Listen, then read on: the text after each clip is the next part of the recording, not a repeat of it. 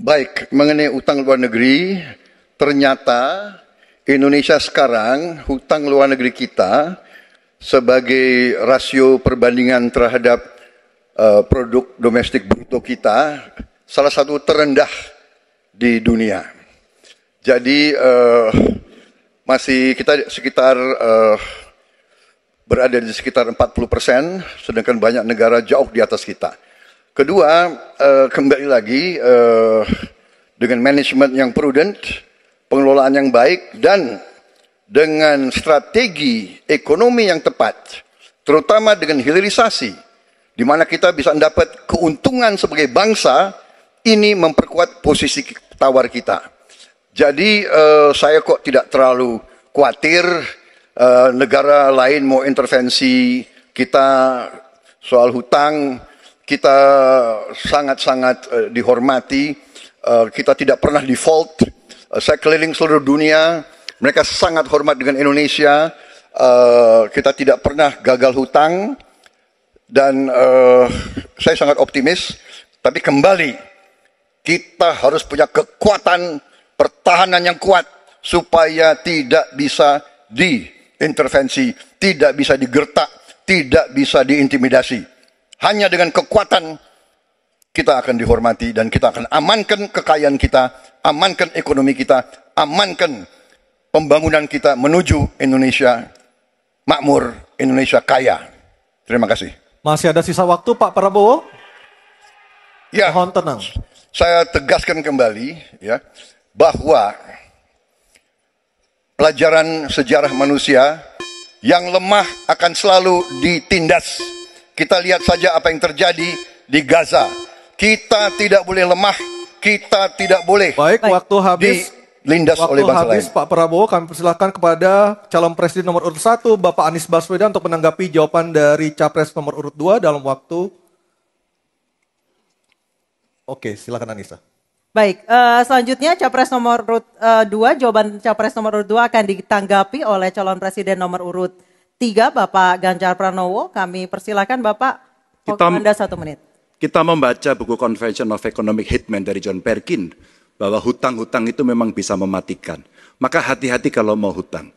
Terutama pada infrastruktur yang punya risiko tinggi. Kita mesti hitung betul, kita mesti prudent betul. Karena ini pernah dilakukan dan membuat banyak negara kolaps karena hutang. Namun demikian, kalau mau pakai kekuatan dalam negeri, artinya wajib hukumnya kita mendorong ekonomi tumbuh 7%, kemudian govern berjalan bisa dengan baik, maka ICOR bisa turun 4%, dan kemudian kita mesti betul-betul anti korupsi. Kalau itu tidak dilakukan, maka tidak akan tumbuh ekonomi yang ada di tempat kita. Ease of doing business mesti dilakukan. Hanya saja memang, kalau kita bicara pada industri pertahanan kita, mesti kita kuatkan industri dalam negeri. Jadi mohon maaf kaitan dengan hutang, no utang, no usang. Sehingga alutsista kita betul-betul kita lakukan transfer of teknologi dari dalam negeri. Waktunya habis. Waktu sudah habis. Mohon tenang, mohon tenang, mohon tenang. Sekali lagi mohon tenang. Kami persilakan kepada calon presiden nomor urut 1, Bapak Anies Baswedan, menanggapi jawaban dari capres nomor urut 2 dalam waktu 1 menit, Pak Anies.